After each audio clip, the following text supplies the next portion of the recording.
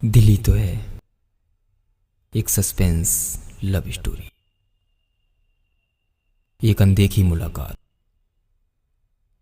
आर्यन, जिसकी उम्र 28 साल है,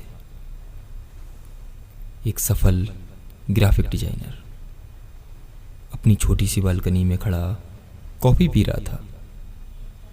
उसके सामने की इमारत में एक नई किराएदार आई थी। उसका नाम था मीरा, जिसकी उम्र तकरीबन 26 साल थी। पहली नज़र में ही आर्यन को लगा जैसे कोई तार उसके दिल से जुड़ गया हो। मीरा शांत थी, लेकिन उसकी आंखों में एक अजीब सी उदासी और गहराई थी, जो आर्यन को बार बार अपनी ओर खींचती थी। धीरे धीरे बालकनी से शुरू हुई उनकी बातचीत कॉफ़ी डेट्स में बदल गई। मीरा एक स्कूल टीचर थी और उसकी बातें हमेशा सादगी और विचारों से भरी होती थीं। आर्यन को लगा जैसे उसे अपना सच्चा प्यार मिल गया हो। एक शाम जब वे एक पुराने कैफे में बैठे थे, आर्यन ने हिम्मत करके मीरा से पूछा, मीरा, मैं तुम्हें बहुत प्यार करने लगा हूँ। मीरा ने उसकी तरफ देखा। उसकी आंखों में वही पुरानी उदासी तैर गई। उसने धीरे से कहा, आर्यन, तुम एक बहुत अच्छे इंसान हो, पर मेरी ज़िंदगी में एक राज है, एक ऐसा राज जो शायद हमारे रिश्ते को आगे नहीं बढ़ने देगा। आर्यन ने जोर देकर कहा, मुझे कोई फ़र्क नहीं पड़ता, मैं तुम्हारे हर राज को अपनाने को तैयार हूँ।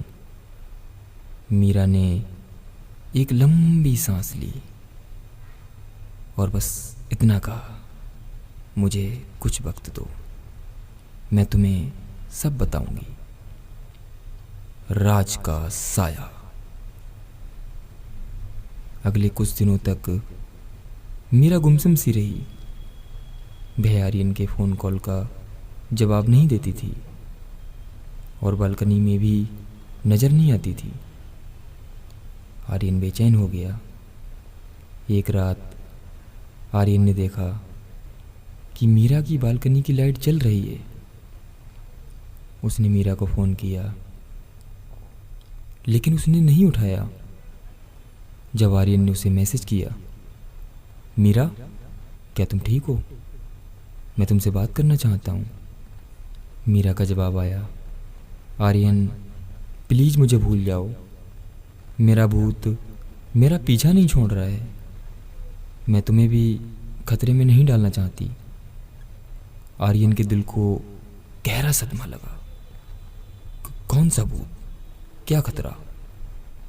उसने तुरंत अपनी बाइक निकाली और मीरा के अपार्टमेंट में दरवाजे पर पहुंच गया। दरवाज़ा खुला था। आर्यन धीरे से अंदर गया। अपार्टमेंट पूरी तरह से खाली था, सिवाय एक छोटी सी मेज के, जिस पर एक बंद डायरी रखी थी।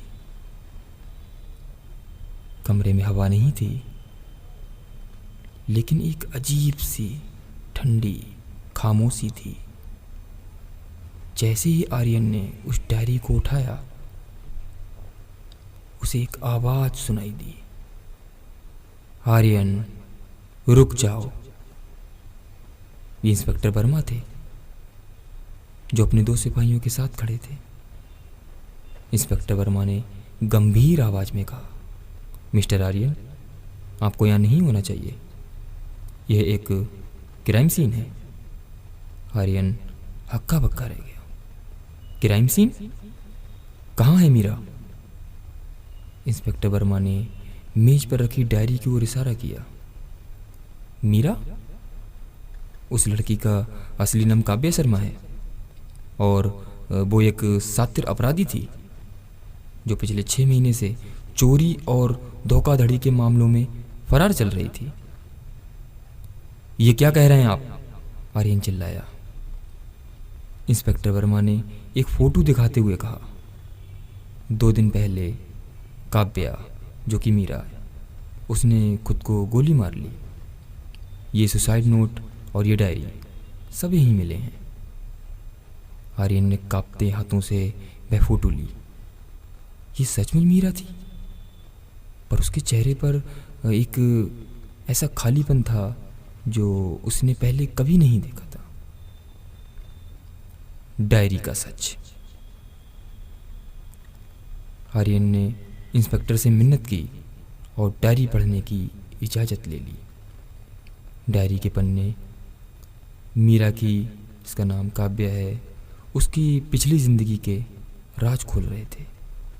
उसने बताया कि कैसे एक गलत आदमी के प्यार में पड़कर वह अपराध के दलदल में फंस गई थी। वह आदमी उसे लगातार ब्लैकमेल कर रहा था और धमका रहा था कि अगर उसने उसके लिए पैसे नहीं दिए और चोरी नहीं की तो वह उसे मार देगा।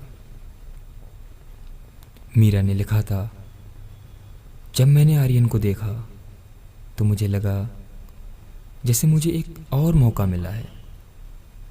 उसका प्यार इतना सच्चा था कि मैंने अपनी पुरानी ज़िंदगी को पीछे छोड़ने का फैसला कर लिया था। पर वो शैतान, वो मुझे चैन से जीने नहीं देगा।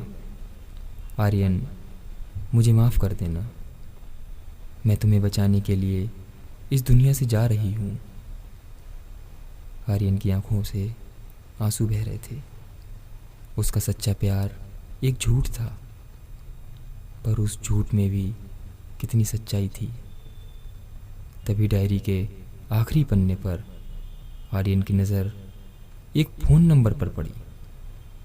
नंबर के नीचे मीरा ने लिखा था, ये नंबर मेरे ब्लैकमेलर का है। शायद मेरी मौत के बाद तुम ही इसे पकड़वा सको। आर्यन ने इंस्पेक्टर वर्मा को वह नंबर दिया। इंस्पेक्टर वर्मा ने नंबर पर कॉल किया। एक आदमी की आवाज़ आई, हाँ, काम हो गया? इंस्पेक्टर वर्मा ने कहा, हाँ, काम हो गया। काव्या अब मर चुकी है, लेकिन अब हमें तुम्हारी ज़रूरत है मिस्टर। आर्यन को एहसास हुआ काव्या ने मरने से पहले भी अपने प्यार को बचाने का रास्ता ढूंढ लिया। उसका राज सिर्फ अपराध नहीं था, उसका राज था उसका बलिदान भरा प्रेम। आर्यन ने आसमान की तरफ देखा जहाँ चांद की रोशनी पड़ रही थी और उसे लगा जैसे उसकी मीरा, उसकी अपनी काव्या मुस्कुरा रही हो। दिल ही तो है, आर्यन ने बुदबुदाया, जो झूठ को भी सच मान लेता है।